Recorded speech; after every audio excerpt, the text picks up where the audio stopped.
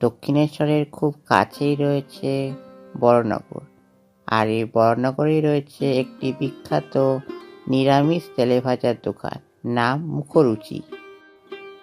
কিন্তু লোকমুখে এই দোকানের পরিচিতি ফাগুর দোকান হিসাবে। এই দোকানের গাওয়া ঘিয়ে ভাজা কচুরি ছিল শ্রী শ্রী রামকৃষ্ণের অত্যন্ত প্রিয়। এখনো এর প্রমাণ পাওয়া যায়। দোকানের ভিতরে রয়েছে রামকৃষ্ণদেবের একটি ছবি। শ্রী শ্রী রামকৃষ্ণদেবের ছবির ঠিক নিচে রয়েছে একটি ফটো ফ্রেমে বাঁধানো রামকৃষ্ণ মিশন আশ্রমের 1967 সালের একটি সুভিনিয়ারে 28 নম্বর পাতার উদ্ধৃতি। এই কালী মন্দিরের ঠিক উত্তর পাশে ফাগুর দোকান ছিল। ফাগুর দোকানের কচুরি খাইতে শ্রী শ্রী শ্রী রামকৃষ্ণদেব ভালোবাসিতেন।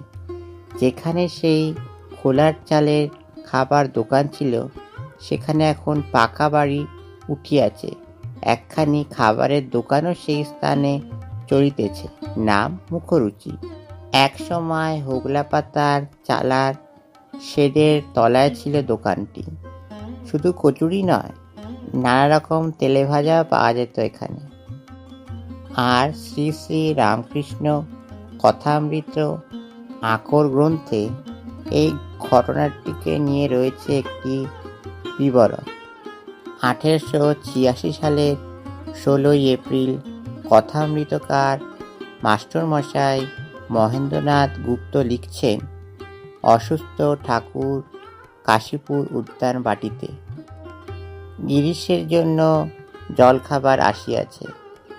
ফাগুর দোকানের গরম কচুরি, লুচি এবং অন্যান্য মিষ্টান্ন। বরাহনগরের ফাগুর দোকান।